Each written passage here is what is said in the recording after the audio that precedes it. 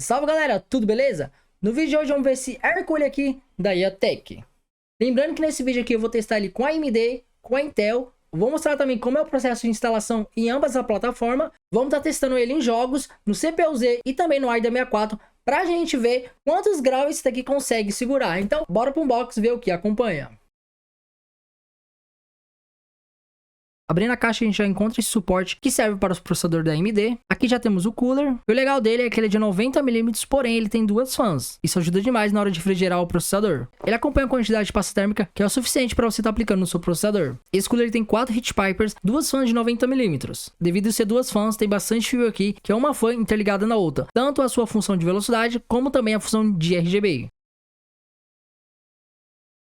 Ele tem um fluxo de ar de 48 CFM, que é um CFM bem bacana. Ele tem um RGB endereçável de 3 pinos, ou seja, você vai conseguir colocar o efeito que você quiser nele, desde que a sua placa-mãe tenha essa conexão. Caso a sua placa-mãe não tenha essa entrada, você vai precisar de uma controladora para estar ligando esses LEDs e também estar mudando os efeitos. Na caixa a gente consegue ver aqui que ele é compatível com muito processador, desde a linha Intel até a linha AM4.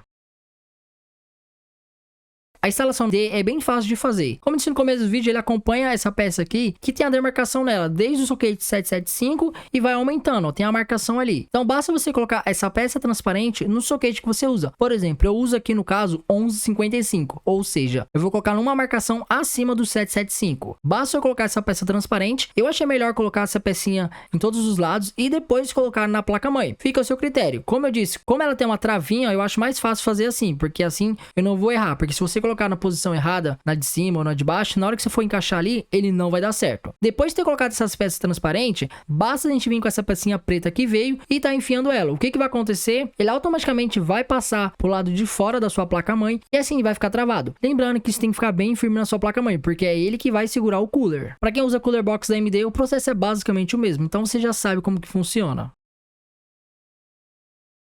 Vamos estar aplicando a pasta térmica aqui. No caso, eu vou estar usando essa pasta térmica GD2. Como eu vou testar em dois processadores diferentes, essa pasta térmica não dá para aplicar em dois processadores. Por isso, eu vou usar a mesma pasta térmica que eu tenho aqui, para a gente ter uma noção mais ou menos da diferença de temperatura que a gente vai ter entre um processador que é um pouco mais fraco para um processador mais forte. A gente não se esquece de remover esse adesivo aqui embaixo do seu processador, tá, gente? Se você deixar isso aí, você vai derreter e vai dar um BO danado. Se contar que a temperatura do seu processador vai ficar muito alta. Eu confesso para vocês que esse cooler aqui, para instalar, ele é um pouco chato. O que acontece? Se você notar nessas garrinhas que ele tem uma que é mais maleável, você consegue ter mais ajuste, e tem uma que é mais dura. O que vocês devem fazer? Vocês vão prender essa que é menos maleável, que é mais dura. No meu caso aqui tá na parte direita do vídeo. Então primeiro eu prendo aquele lado e depois eu tenho que fazer uma certa força para prender do lado esquerdo. Não precisa ficar com medo, tá, gente? Realmente precisa fazer essa força. Não vai estragar sua placa-mãe, seu processador, nada disso. É porque esse cooler ele fica bem encaixado e por isso que é até difícil fazer esse manuseio. Mas como eu disse, não precisa ter medo, tá, gente? A maioria dos coolers que são desse modelo é desse mesmo jeito que a gente usa para estar prendendo ele.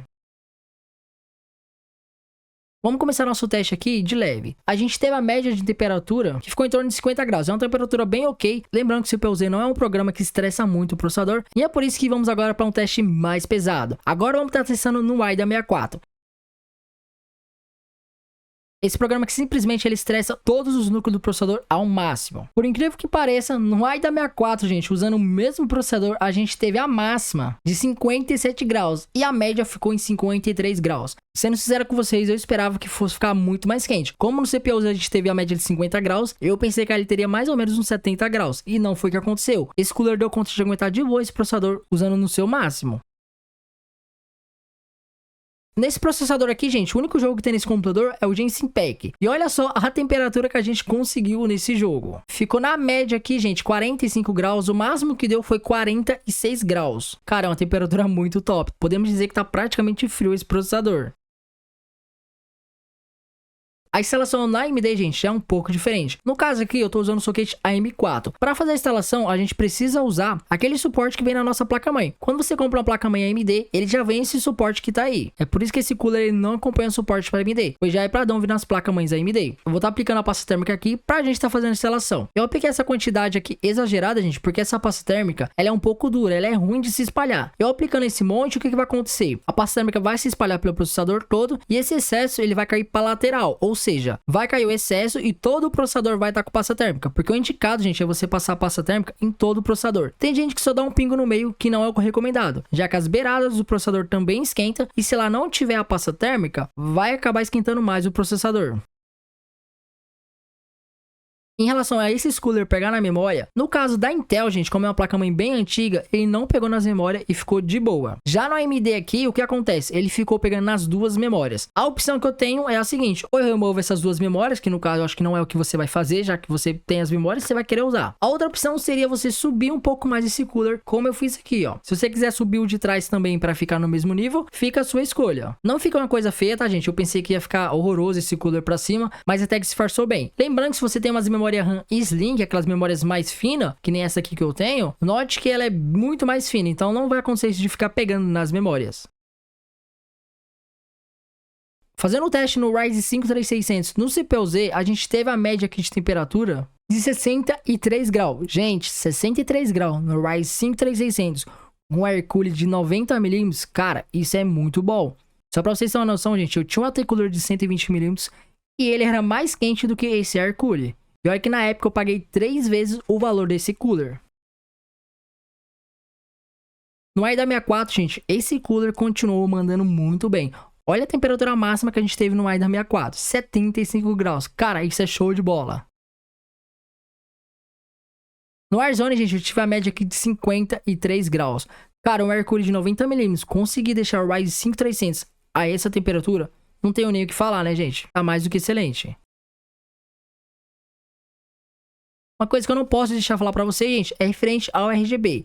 Esses dois coolers, eles são ARGB, ou seja, são RGBs endereçáveis. Você consegue colocar o efeito e a cor que você quiser. A sua placa-mãe tem que ter suporte a isso. Se sua placa-mãe não tiver, você pode estar comprando uma controladora e aí você consegue colocar as cores e efeitos que você deseja através da sua controladora. É por isso que nem precisa falar muito desse cooler.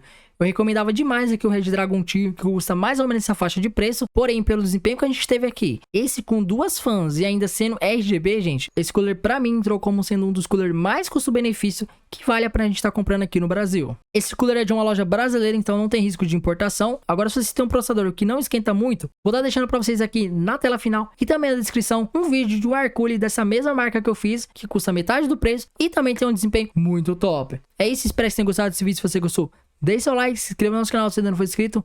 Valeu, galera, tamo junto, até a próxima.